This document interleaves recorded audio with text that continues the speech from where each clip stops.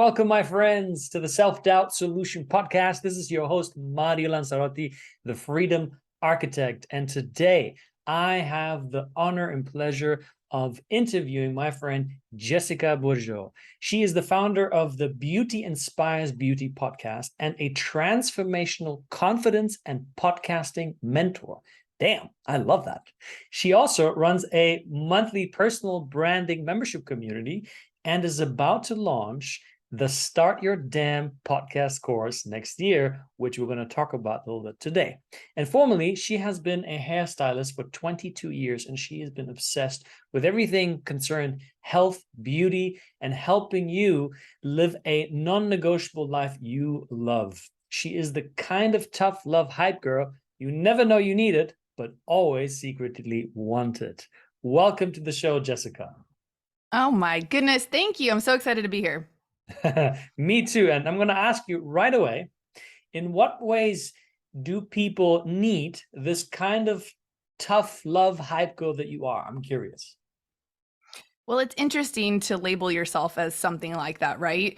I had a assistant, if you will, a close assistant that worked with me, kind of put that label on me. And I thought, well, is that what I am? You know, sometimes you don't see yourself for who you are.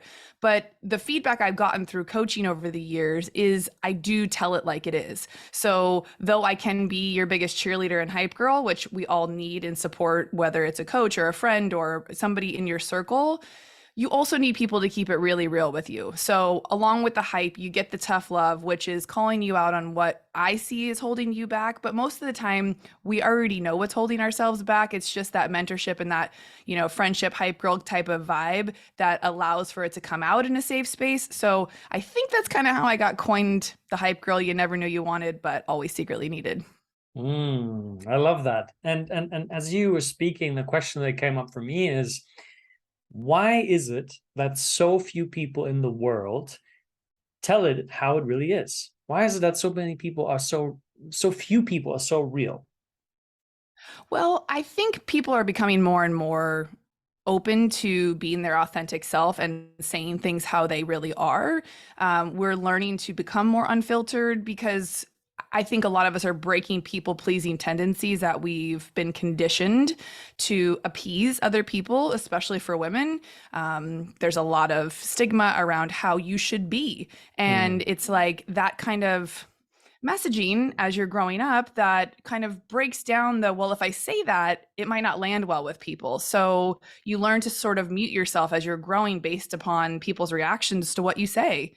And now with social media, there are accounts that are polarizing, right? That get people to engage by, say, trauma bonding or commiserating or scarcity tactics or those really heavy pain points. And while a lot of people suffer and deal with that stuff, I choose to come at things from a positive perspective, an uplifting perspective, exactly the way you and I started off this conversation before you even hit record. I am, in abundance, joyful, happy, excited, so that's just the nature I choose to be at. But when I see people stuck in that ladder, what I was just saying, the scarcity, the trauma, the commiserating being their baseline, the tough love type of stuff has to get brought out. We have to call people, out on how they're being so that they can recognize the patterns that they're creating. If you don't want to change, you don't want to change, and that's totally fine. But, I think people that really move the needle right now are the change makers that are willing to have the hard conversations that they know aren't going to land well with everybody. So if you decide to step into the mentorship coaching space, you have to own what you stand for. I think this is so true and so powerful. And, I have lots of things that I want to ask you about this. But before we go deeper into that, I'm curious to hear a little bit more about your background story. Because generally people, have a very interesting story that brings them to, making authenticity a strong value, making being your unapologetic self such a strong focus in your life. So was that different for you at some point in your life? I really think it's just been a part of who I am since I was young. I don't know if it's because I was an only child looking for attention. I found that if I said things that maybe other people wouldn't say, I would get that said attention. I do think once I realized not everybody spoke up like I did, and didn't weren't okay with being wrong or being looked at for the things that they said. I started to realize I was a little different in that way. And so I was always encouraged to be myself. My mom is very proper, and she's corporate, and there's things you do as a woman that are more socially acceptable, and this is how children should be. This is how women should be. This is how little girls should be. And my story is interesting because I don't know who my father is, so I didn't grow up with a really strong male role model. I grew up with a mom who tried to be both roles as best as she could. And so for a little girl growing up, you get the juxtapose of a woman being in her masculine and in her feminine. And I couldn't describe what that was when I was a kid. I can only articulate it now. And really now, since I've had those conversations with my mom, how did you do that? Or where did these thoughts or these messaging that you kind of fed me come from? Well, she had me at 19. She was doing the best she could. And now at 41 for myself, I can see that. But in the time, it was really just a self-expression. Could I get a reaction out of people by just saying the things that nobody else was saying? I have since then learned to say them in a kind, loving way that would be more welcomed. And so for a really long time, I think I was in the box of, kind of telling people what to do, or coming from a tell you what to do type of place. And as I've leaned more into coaching and learned how what I say is impactful, but it's really how I'm saying it. The delivery of the message is the more meaningful part. We can hear the same message over and over, say from a partner, right? But for some reason, you go to some motivational event or something, and some, amazing famous person says the same exact thing to you, but in a different way. When you're in a different emotional state, it just lands differently. So I've learned to harness the things that maybe need to be said, or the hard conversations. And I've honed a way through my podcast, through the book, through coaching over the years, through trial and error, through messing up a lot, how to get my message out there in a way that is receptive. Again, not muting myself, because if you stand for something, you really have to be able to stand on that foot, I think, and speak openly and be okay with not everybody liking you, which is kind of tough sometimes. So let's talk about this for a moment. This whole notion of standing your ground, speaking your truth, being your unapologetic self. What was it that, or maybe what is it today, that helps you do that so powerfully, that you see is often lacking in other people? Well, it's interesting because we don't know what's possible sometimes until we see it. And so I think that's the amazing part about social media, is we can now see what's possible. We can see people becoming successful or having businesses based off of truths and things that they believe in and things they want to teach and stand for.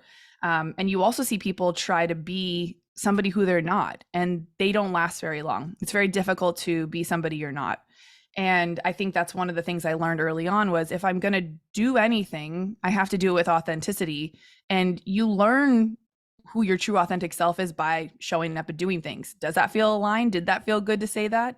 Did I like how people responded to what I had to say?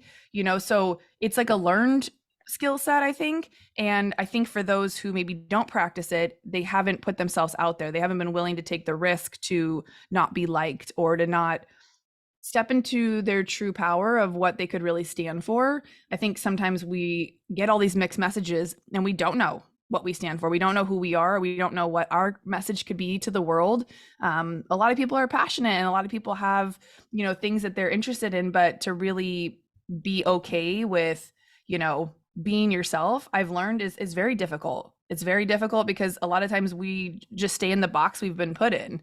So I wrote a whole book on that. So it's interesting. It's interesting, the psychology behind it. And I'm no psychology expert by any means. It's just literally learned shit that I've done over the years and watched as I've coached inside the mastermind I work with, human behavior. And that's something I've learned 22 years behind the chair, having conversations with people. You just learn how people work. And once you realize you're not alone in your feelings and things, I think that also empowered me to know I'm not the only one who feels like this. I'm not the only one who thinks sort of these things, but I might be one of the only ones to speak my truth, start a podcast, talk about the things, and express them. Yeah. So, I like the angle that you're taking about sort of exploring who you are by making choices and then reflecting on them. Does that feel aligned? Does that feel right for me? And one of the things that I see a lot is a lot of entrepreneurs are simply too busy to be successful. Now, what I mean by that is exactly to your point, because if you do not take the time to reflect, the time to become aware of what's even going on within yourself, you will never have those insights that you just shared. You will never know who you really are because you just keep chasing an idea that you picked up somewhere from your parents, your teachers, your priests, or whatever, your friends, a book, a podcast, and you just say, oh, that sounds great. Somebody else worked for it. I'm just going to do it. And then you do it. Oh, it doesn't work. Next thing, you're just going to do it. Right. So I'm curious, what role for you has slowing down played in finding answers to these questions and in reaching higher levels of success? Well, I think because I stayed the course of doing one thing for so long, it gave me that confidence muscle to know that I could create habits and I could show up fully in one area with, the beauty industry and doing hair. I think when we don't allow ourselves to try things on for size, we'll never know what's going to be a good fit. And as you evolve and you have experiences in your life, different things will interest you and different things will present themselves to that you may never have thought of for yourself. And that's why getting in spaces like a mastermind or a group coaching type of stuff can really open your eyes to what your superpowers are that you don't even realize you have. But what you're saying, to your point around entrepreneurs being so busy, they don't ever hit the success mark, I think really taking a good hard look at what success means to you personally and defining that before you move forward in whatever it is that you're doing. Because if you don't have benchmarks to go off of as you grow into that success level, you'll never know when you get there, because you'll always be looking for the next thing. Like you just said, you'll always be getting outside influenced into the next shiny thing or, what's trending. And that's going back to like being authentic to what do you stand for and what lights you up to talk about. Becoming a podcast coach was, before I had a podcast, would I have thought to be a podcast coach? No, I'd never done the thing. I hadn't exercised that muscle and I hadn't fallen in love with the art of podcasting. So, through life experiences, with the closure happening with the pandemic, I was presented time to slow down for the first time in my adult life. And so to your point of slowing down, there were so many things I wanted to do and expand on with my brand in the salon, but I never gifted myself the time to learn how to do them, to get help to do them, or to try and fail, or to spend money and maybe it not work out. But with that closure time, it gifted me that time where I was like, you literally have no more excuses. This is your time, take it or leave it. And I did. I dove in head first. I didn't really know what I was doing. And I made a lot of mistakes with the podcast. And that's why I'm now so passionate about teaching people how easy it is to start one. And so, through all of that, I couldn't have told you 5 years ago as I was behind the chair running the salon that this is where I would be. But in order to create this lane, I now have to do hard things. I have to figure out stuff I don't know. And I think that's the difference between people who think they want to be entrepreneurs and people who successful entrepreneurs, right? And people who are just good at doing things maybe are best served being part of a team that is entrepreneurial like, right? So it's really getting clear on what roles you like to play. And that's another reason why I studied human design, because it helped me learn about my clients as they were coming in. What were the blocks that were holding them back? If you're a projector, but you're running at the speed of a manifesting generator, you're going to have different results. If you don't know about human design, look it up. There's tons of free info online. I'm happy to answer questions too. But I went through that course because I wanted to learn more about me and how I am meant to show up. And human design, quickly, if you don't know, it's just the design that it's not a personality test. It's nothing like woo-woo-y. It's literally, kind of defines who you are, and it helps you understand how you move through life and how you make decisions. So it was empowering. It's an empowering tool to know about yourself. And in learning that I'm a projector, slowing down was one of the main things that I needed to learn how to do, because I was operating as a generator, a manifesting generator, where there was no chill. And so I have learned that the ease and flow and the slow down is where I can actually be creative and the magic starts to happen and the ideas flow. and I create space to have amazing conversations like this on other people's podcasts instead of staying too busy running my own. This is where the magic happens. So, Yeah. we could go on and on about that, but yeah. So first, I want to bring our attention to your choice of words. This is something that I do in my work a lot. I listen to people's words and language because it helps me see the patterns that they're running. And you mentioned now twice I gifted myself time. And I think, just as a moment to pause, it's really beautiful to look at it that way, because so often there's two components in it. Number one, you're saying you're giving it to yourself, where a lot of people live in this idea is like, time is, 24 hours. It's all I have, I just don't have any more time. You're like, wait, I'm gifting it to myself. So it's a blessing in a way. So I think that's beautiful. And also, you have such a strong foundation in helping people get their message out. And I'm curious, why do you think that is so important for people and also for you to communicate what's inside of you? Well, we see now on social media, anybody can be a said influencer or grow a personal brand. And, but what does your brand stand for? And that's where I really started to get curious and ask better questions. Who am I? What do I stand for? I could rattle off all my titles. I'm a mom, I'm a hairdresser, I'm a coach, right? But like, what do I stand for and what lights me up and what's important to me? That's who I am, and in learning that you can create a brand off of the things that you're naturally in love with or that light you up really empowered me. And the podcast also empowered me to speak my voice. Like I was talking to you in the beginning. I went about 40 episodes before I started to hit some weird resistance. And I had to stop because I was like, I don't think I want to do this anymore. I think maybe podcasting wasn't maybe this isn't for me. And I had to peel back and I was like, no, you're trying to be like everybody else with podcasting. You're trying to overthink it. You're trying to overplan your episodes. You're trying to be too perfect. You're trying to be like whoever else I was listening to at the time, podcast wise. And I told myself, the only way you're going to sustain this podcast long term is to be yourself and to start to speak like you normally speak. If you want to drop an F-bomb, let yourself do it. If you want to get really overly emotional or, hyped about something, get passionate about it. You can do that. It's your show. And so I think through allowing myself to be myself, it helped me define what holds people back from being successful. And it's really just being their authentic self. And through that, you are naturally growing a personal brand because you start to develop things like your core pillars in who you are and what you stand for. And so that's your brand. It's not so much like I make websites, I can write copy, I do this, I do that. That's not your brand. That's not who you are. And people buy from people. And that's one of the things I learned as a hairdresser. I wasn't the most technically, gifted hairdresser, but the experience the client had with me, that was all me. That was me. That was a personal brand that I was growing. I didn't even realize what I was doing. It's the introduction to who you are before you even walk into a room. It's someone talking about you before they ever even meet you. Like, what do people say about you when you're not around?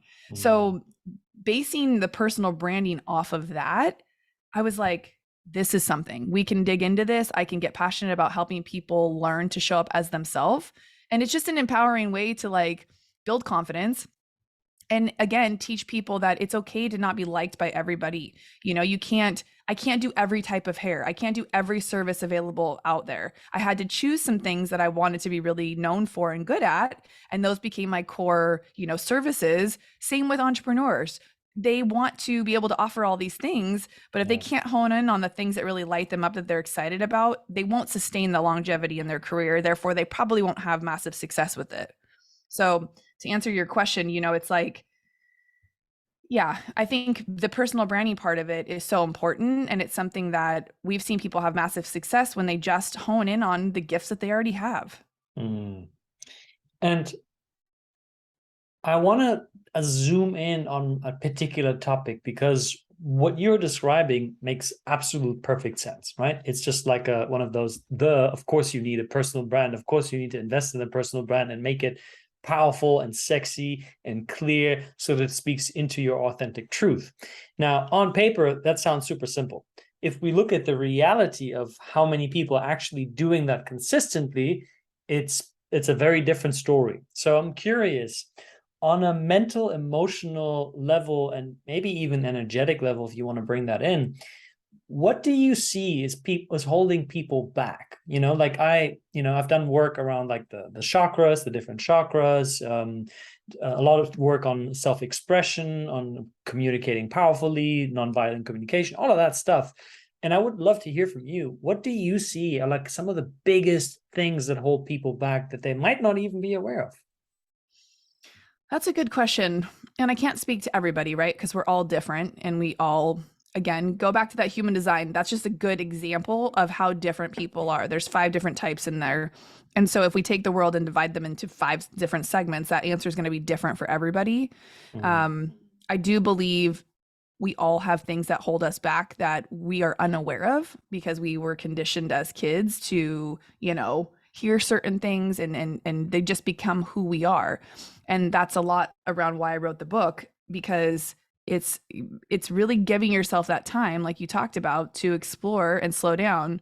Who am I? What do I stand for? How am I getting in my own way? What are some things that I want and why don't I have them yet?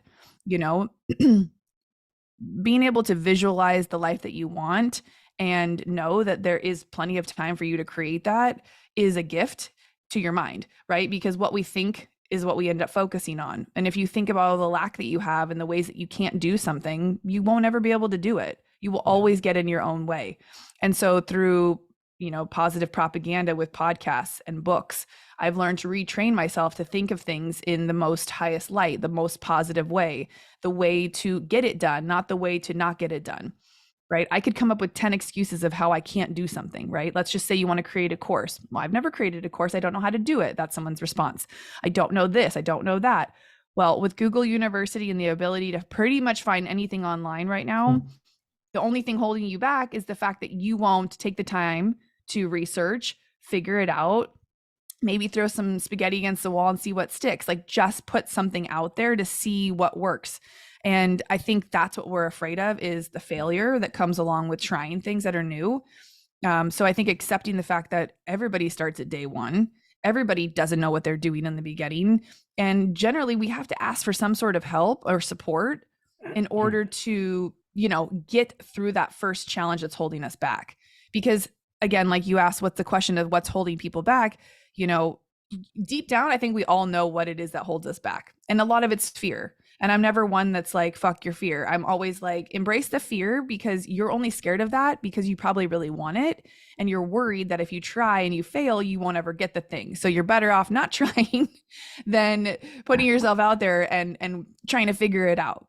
But like anything, if you don't go through a little challenge and struggle to get there, you won't really, have as much appreciation for it sometimes. I'm not saying we always have to struggle. Things can come with ease and flow, but you can appreciate the struggle while you're in it, in the learning phases of doing the new things.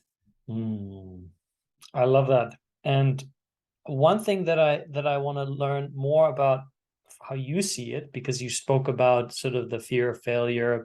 Osho said that the greatest fear we have is the fear of the opinion of the other person. And 100%.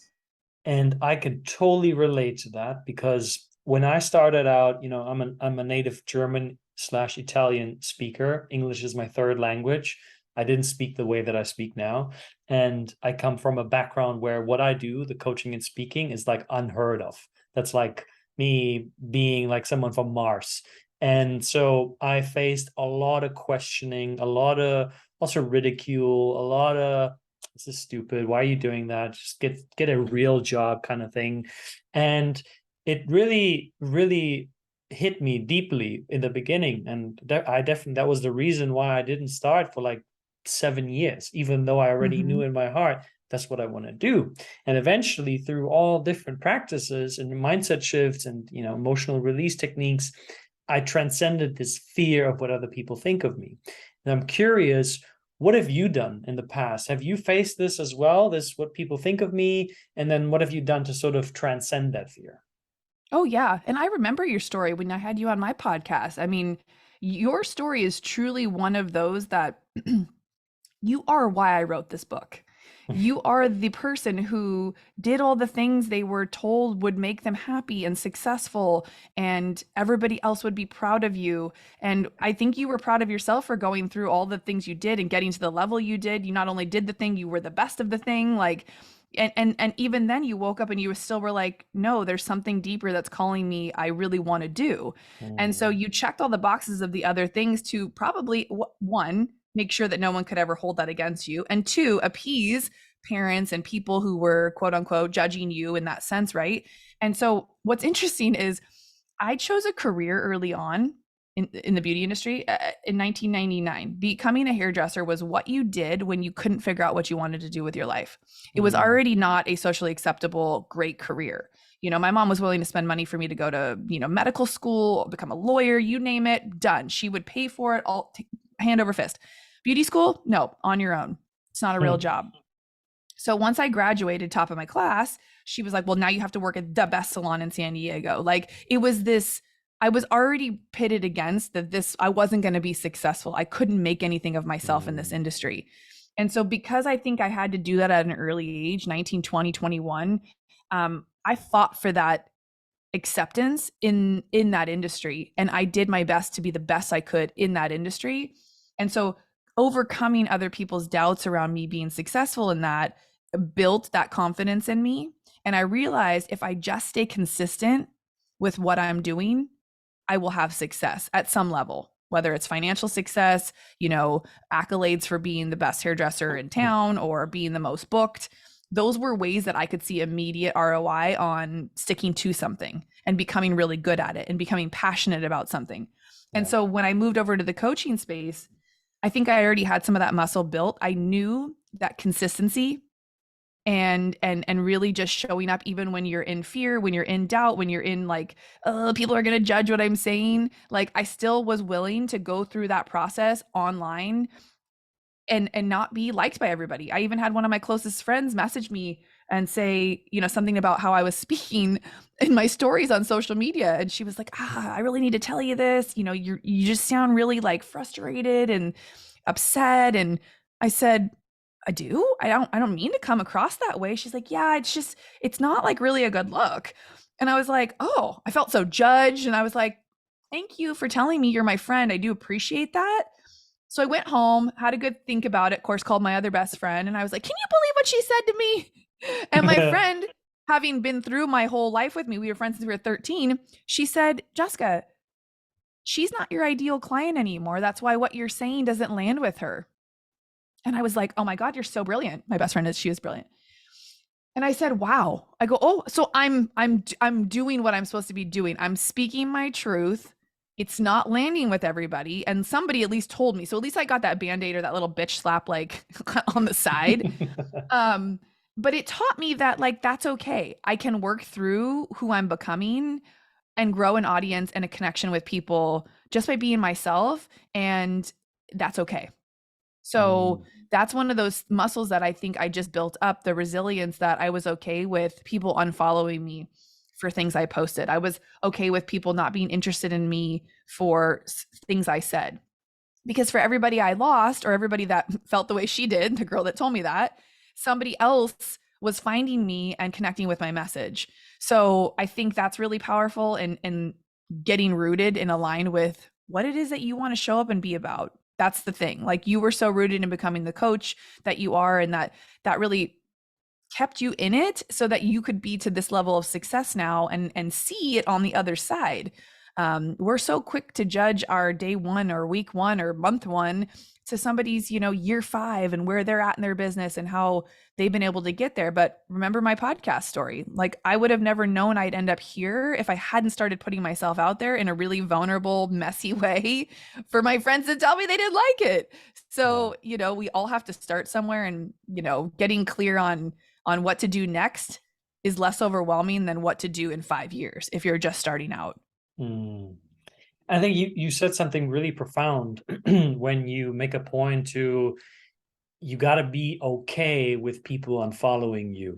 And if I translate that and spin it up a notch, what I'm hearing in that is you got to be with being temporarily alone. And I find that that is at the core of it, like when we bring it down to the real core, human beings have such an aversion to being alone because it used to mean you're dead, right? Back in the tribal days when you're, spread out living in the countryside in your smaller community. If they didn't approve of you for whatever reason and they, cast you out, your chances of survival dramatically decreased. So, you're done. So today, when someone thinks about, I really feel strongly about this or this opinion, I want to post something, and they're like, but I remember, Uncle Joe at the last family meeting, he heard me speak about that, and he laughed. He was really laughing about it. Yeah, I'm not going to post. And I've gone through that multiple times with multiple people in my life. Now this is, it's a very real thing for me. Now, as I'm planning my wedding for next year, I can hear voices in my family say, "Oh, but aren't you inviting this person?" I'm like, I haven't spent any meaningful time with this person for the past 15 years. Nothing. Why would I go back just because at some point in my life we used to be really good friends? That's not to say that this person is stupid, wrong, or anything. It's discerning where I'm saying it's no longer a fit. And I could see the tensions in the conversations within my family say, "Oh, you're not inviting this person?" Well, that's your thing, but I could totally hear, the whole apparatus behind it. And I find it's a really, really strong emotion that can push you the other way. So I'm curious, do you ever feel that sense of loneliness, when you're trying audacious things, when you're stepping into the unknown? And if you do, how do you deal with that? Mm-hmm. Oh, yeah. You will feel alone a lot on a journey if you're an entrepreneur. It is just what it is because most people can't see your dreams. Sometimes you can barely see your whole dream. So for you to be able to articulate it to somebody to where they're as passionate about your dream as you are is very rare. You might have cheerleaders in your life who are like, "Yeah, get a girl, do your thing." I think often my boyfriend even now is like, "I don't know what you're talking about or why you're doing this now, but go for it. Like, I support you, whatever you need, just let me know." And I think it's our job to ask for the support we need, pay for the support we need, find the help that we need so we don't feel alone. And I think when you open up to feeling alone and having conversations with the right people, you'll realize you're not the only one going through things. Like if you're listening to this podcast right now, hopefully you realize we are both sharing with you that we have been at that state. And the analogy you gave about worrying about somebody in your family thinking of what you're going to post. So many people that I coach to think that. And so they're worried about things they want to post about, so they don't share it. And that's not letting themselves be their true authentic self. They're worried that it's going to segregate them or make them stand out or put a little black cloud on them or that they'll get some negative feedback. And I think if you're going to be an entrepreneur, you have to grow a thicker skin to know that you're not going to be for everybody.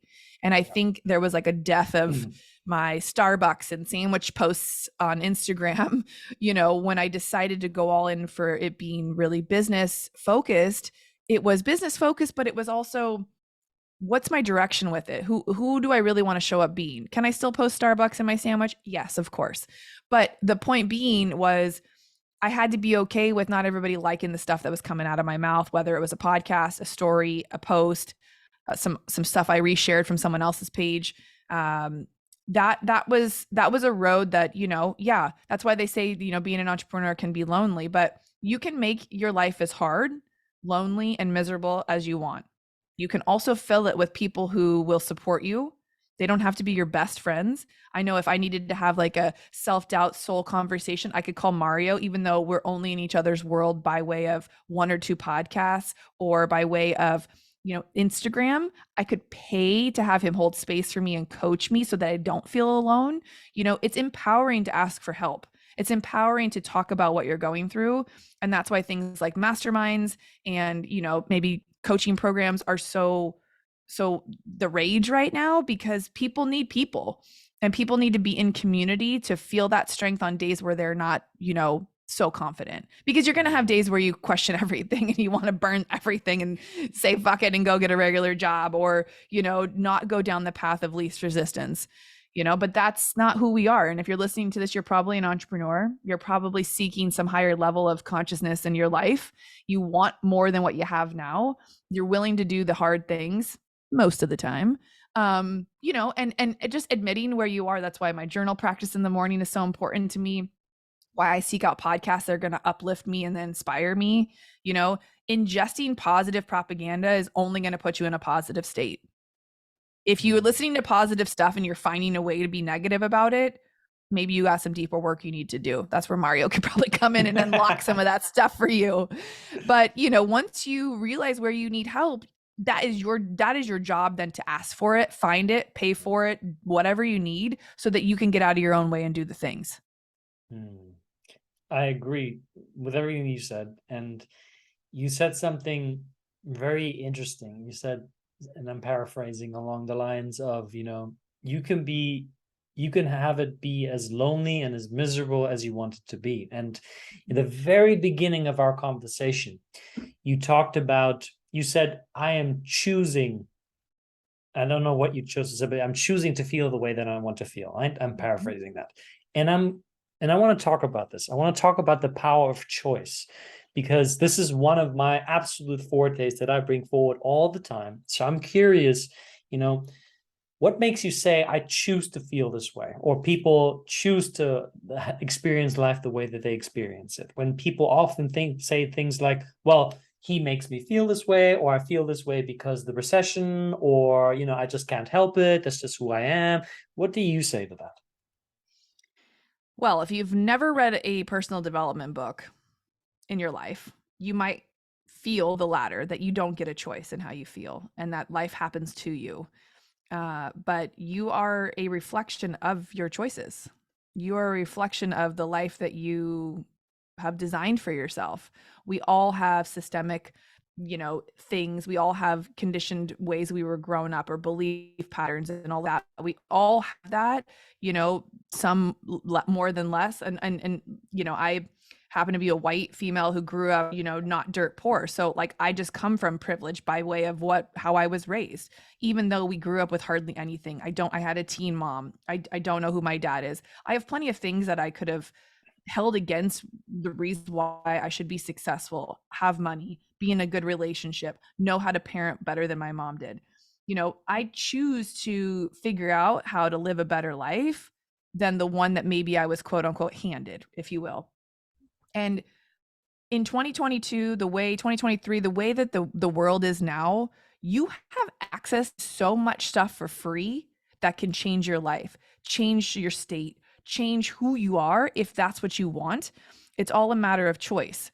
And so if you want different than what you have, that's a choice. You just make a decision and you start to do the things that are going to move you in the direction to get where you want to go.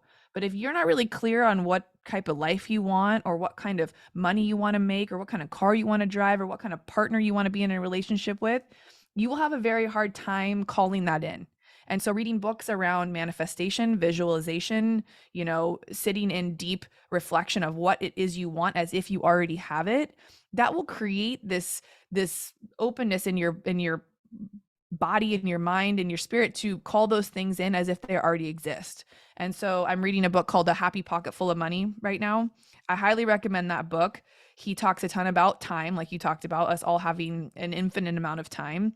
He talks about manifestation in the sense of visualization, visualizing what it is that you want to call in, not just I want a nice car, but like, what kind of car do you want? What color are the seats? How does it feel? What does it smell like? Go to the dealership, pretend like you're picking the car up, like going to the depths of feeling the thing as if it already exists. Many of us can't or won't let ourselves sit in that imaginative state because we tell ourselves we're too busy. I don't have time to sit in that imaginative state. I can't play pretend with myself because I have to get to work.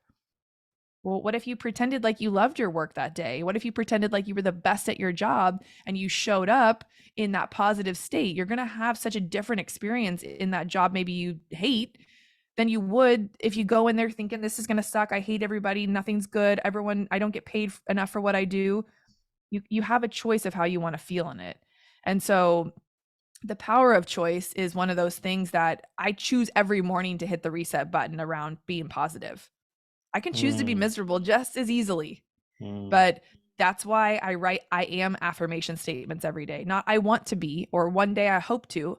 I write them. I am. And that's how you and I started this conversation off this morning, and that's where that conversation came from. You Right. you asked me how I was, and I asked you how you were.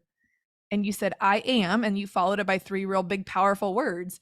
And I mean, something terrible could have happened. You probably could have told me something negative. You probably could have shared like how tough a weekend you had or things that maybe didn't go right. You could have probably told me something like that, but you Mm. didn't. You came into this empowering, which then empowered me by what you said, which uplifted our energy. And here we are having a great podcast episode, Mm. being able to pour into whoever's listening to this right now. It's exactly what you probably need to hear if you're listening to us talk.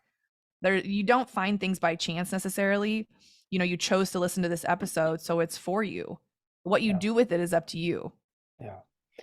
And this word I choose, if we're really, really honest with ourselves, we can bring this word to any sentence that we're speaking, Oh, I just don't think I can do this today. And say, well, I choose to think that I can't do this today. And all of a sudden you're like, wait a minute. I'm choosing to think that? That's even an option?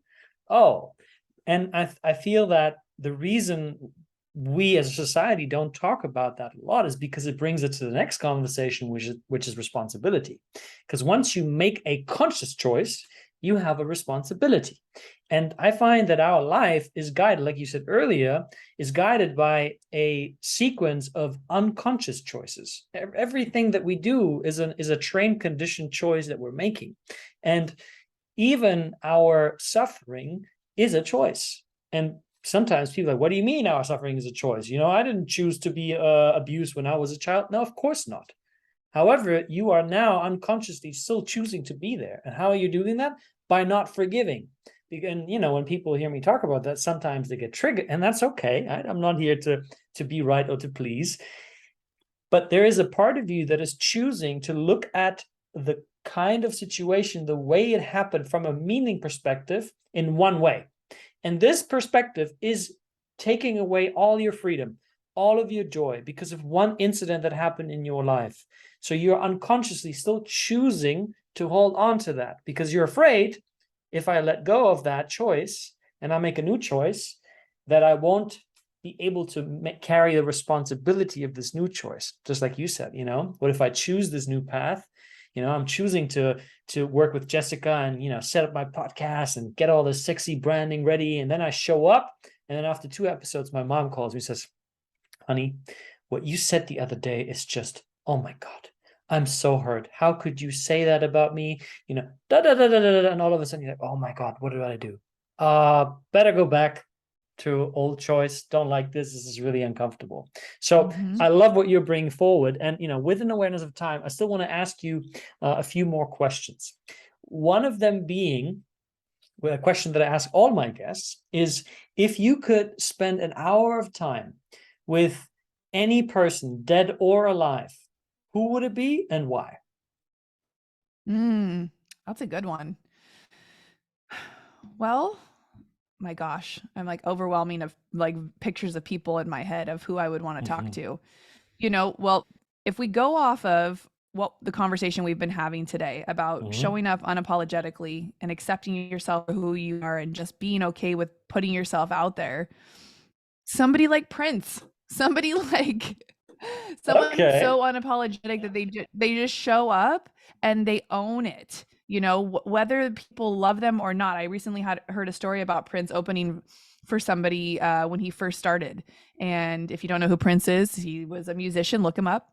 And he showed up in his little tight leather outfit and he just did his thing and he got booed off the stage.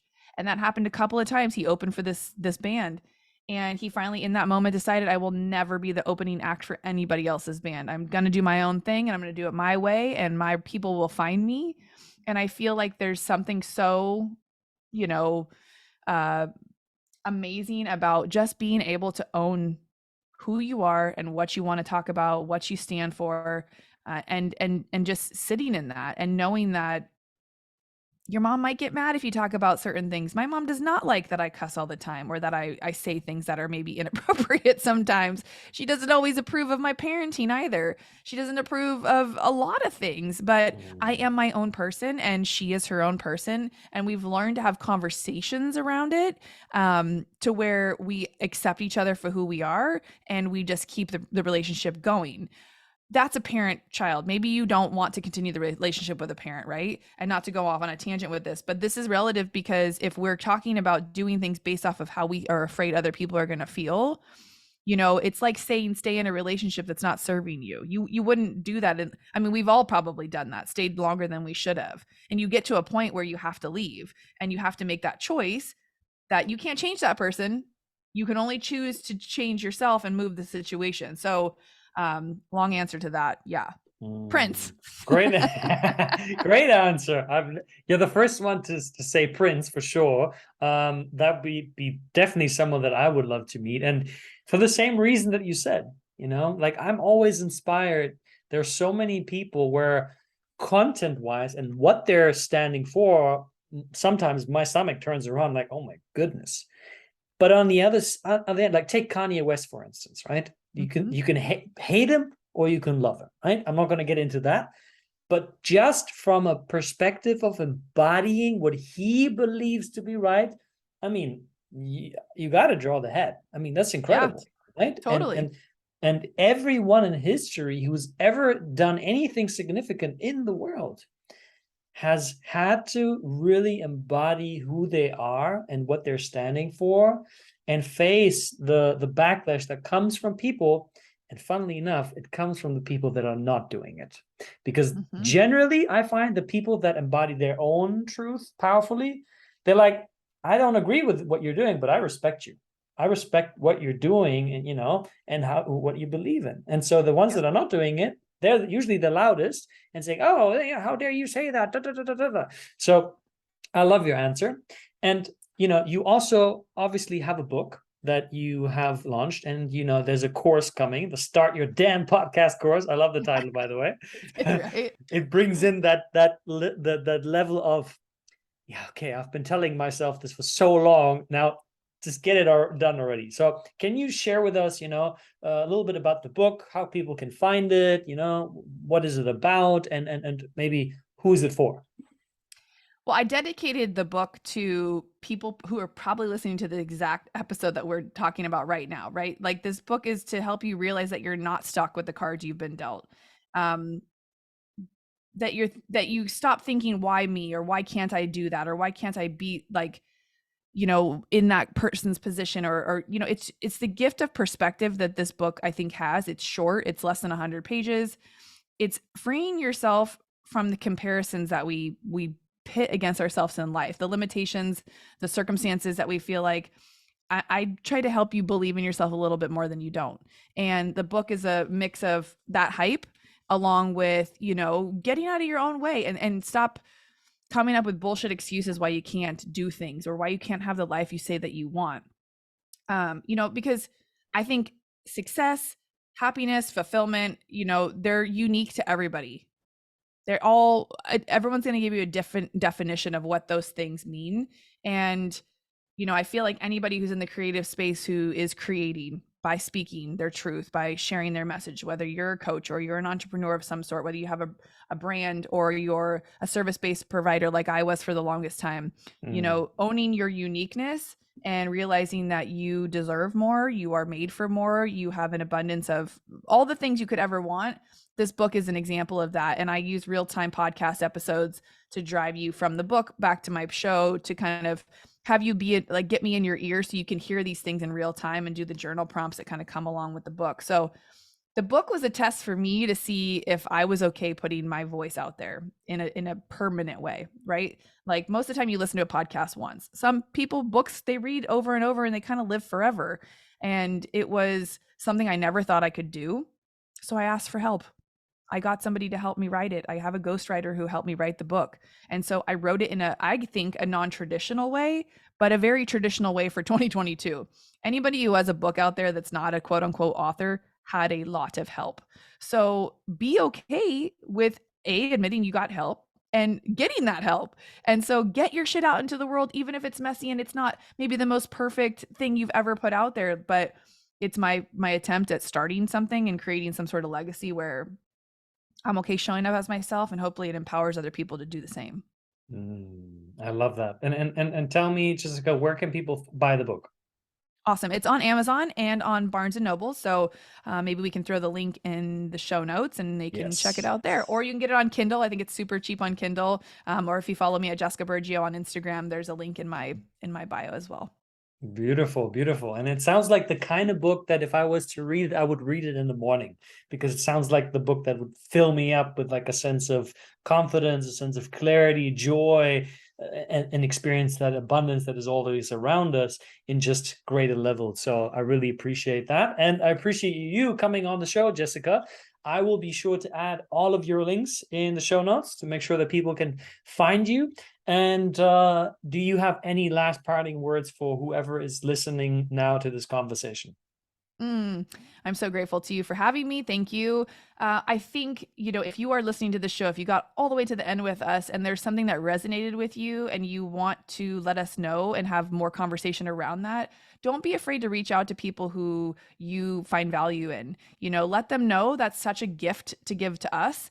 But also, it can unlock conversations that you may never have had for yourself before. If you are listening to podcasts and you're not a podcaster, or you're not an author, or you're not a coach, you just stumbled across this because you wanted something uplifting or motivating, or maybe the title called you in. Lean into those nudges that you have and get curious, ask better questions, and put yourself in people's view so they can see that you exist, because you never know what conversation could lead to the next great experience in your life or opportunity. So take advantage of those when those nudges hit. Don't wait till do it later. Put your phone, right away and message somebody, whether it's to us or to somebody you've been wanting to send a message to. That's what social media is for, is to be social. And I've created some of the best relationships by asking, putting myself out there, getting in people's bubbles. How can I support you? How can I be a volunteer at your event? Do you need help? Can I be in your podcast? Will you be on my podcast? So you have everything that you need inside of you. Just go for it. Do the damn thing. Send the message. All of it. Yes. Do the damn thing. I love it. What a powerful way to close it. Jessica, thank you so much for being on the show. And thank you, my friend, for deciding and investing your time into this conversation. This is your host, Mario Lanzarotti, with the Self-Doubt Solution podcast. And I will see you on the next episode. Bye.